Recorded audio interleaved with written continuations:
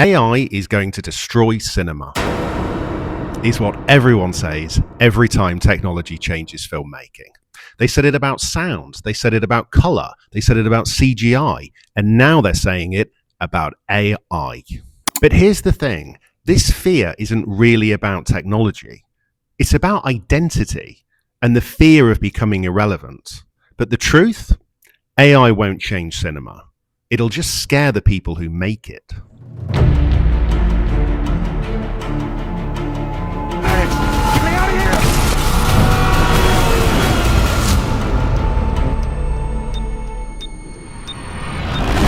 Let's rewind. Every few decades, filmmaking gets disrupted by technology, and the industry freaks out. Remember the CGI revolution, like Jurassic Park in 1993? This was ground zero for digital effects versus practical effects. Steven Spielberg set two teams to create dinosaurs, one doing old-school go-motion models, the other pushing cutting-edge CGI. When the CGI team showed a T-Rex test, legend has it that veteran effects artist Phil Tippett saw it and quipped, "I think I'm extinct."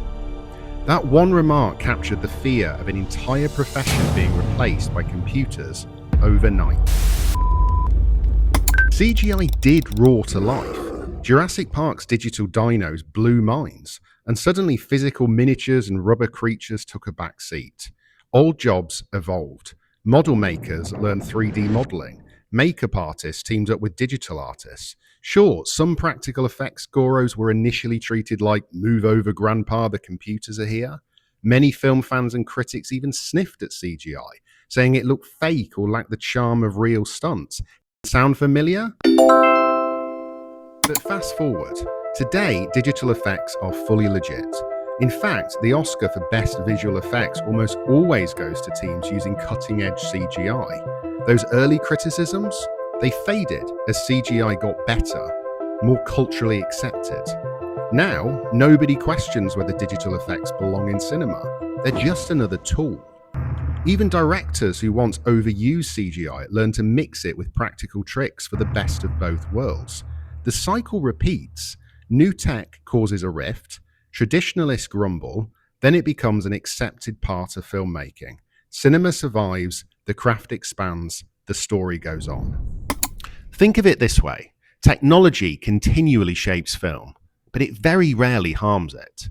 Every time there's a new technological wave, some filmmakers initially resist, then adapt. AI? Just the next chapter in the story. Cue the recent panic. Generative AI can now write scripts, generate images, even replicate voices. If you read the headlines, it sounds like Hollywood is on the brink of a robot takeover. Directors and actors are sounding the alarm.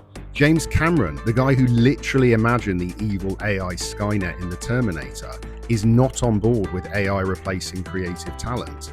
Promoting his recent Avatar Fire and Ash, Cameron made a point to say no generative AI was used in its making. Why? "We honor and celebrate actors," he says. This from a director known for embracing tech. He pioneered motion capture and 3D. But even Cameron draws a line. "I don't want a computer doing what I pride myself on doing with actors."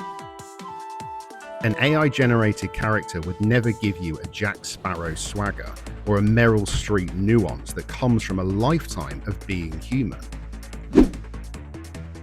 Another voice? Guillermo del Toro, Oscar-winning director of Pan's Labyrinth and Frankenstein.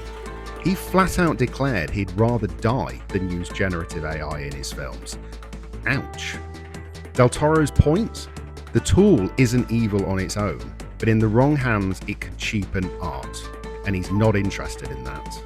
And it's not just directors. Actors are freaking out too. During the recent Hollywood strikes, one of the biggest issues was around AI, specifically the fear that studios might somehow copy or clone an actor's likeness and reuse it forever without pay or recognition. Tom Hanks, of course, warned fans about a deepfake video that was doing the rounds, saying, "Beware, this AI video of me, not me." And these fears run deep because it's not just about losing a paycheck. It's really about identity.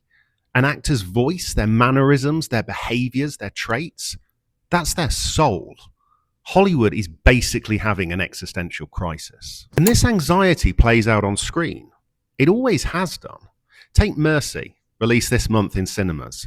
It's a Chris Pratt thriller about the fears of algorithmic justice. And that's the tell. When cinema is concerned about the impact of a new technology, it makes stories about it. But Mercy isn't proof that AI is going to take over Hollywood.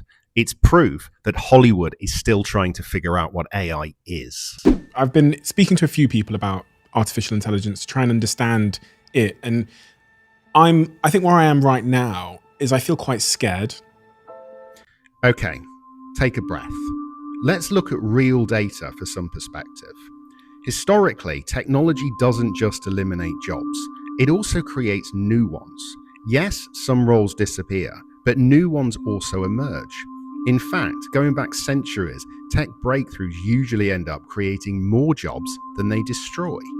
Recent analysis by the World Economic Forum even predicts that AI will add more jobs than it cuts by 2030. One survey of big companies projected 170 million new jobs globally from AI alone, versus about 90 million lost. The point is, it's not a foregone conclusion that everyone in Hollywood will be unemployed. Far from it. A recent analysis found the share of job listings requiring AI skills more than doubled from 2023 to 2024. Studios are posting jobs for AI technicians and ethics advisors. On film sets, we might well see AI supervisors. People ensuring the generative tools are used responsibly and effectively, but also commercially. These are things that can be tedious and expensive and slow to do manually. If AI can do it, that frees humans up to focus on the creative decisions, the storytelling, the emotion, the drama, how it plays. The point I'm making here is that AI doesn't replace the moment when meaning is chosen. It just speeds up the moments before it. We'll need to retrain people for higher skill tasks, but we've done that with every single tech wave throughout history. And despite the fear, Hollywood isn't shunning AI. In fact, major players are now embracing it, trying to shape it responsibly. Case in point, the Walt Disney Company. Recently, Disney announced a landmark partnership with OpenAI. Yep, the ChatGPT folks. They're investing a cool $1 billion in OpenAI and partnering on a platform called Sora. What for? To let fans generate their own short Disney mashup videos using Disney's characters under strict guardrails. It's like Disney is saying, if AI-generated content is coming, let's host it on our turf with Mickey and Darth Vader. They'll even stream some of the best fan-made AI shorts on Disney+. But, and here's the important part, Disney's not handing over the keys to the kingdom without safeguards. The agreement explicitly excludes any use of real actors' likeness or voices in the AI platform. So in other words, you can remix Luke Skywalker's costume and setting, but you can't have an AI Mark Hamill show up and speak his voice. They're drawing a line to protect their talent. The brand is built on human creativity. It always has been. We have this almost schizophrenic moment in Hollywood right now. On the one hand, we have big studios investing in AI heavily, using it for marketing, distribution, even some production efficiencies.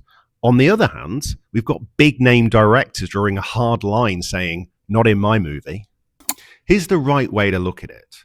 AI will become just another tool in the filmmaker's toolbox. Just like green screens or editing software. Nobody calls Adobe Premiere the death of editing.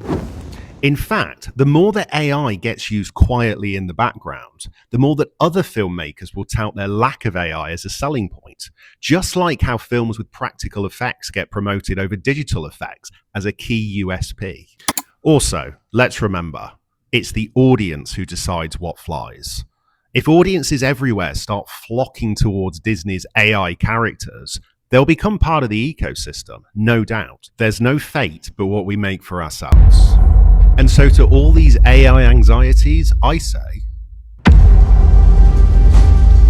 hasta la vista, baby.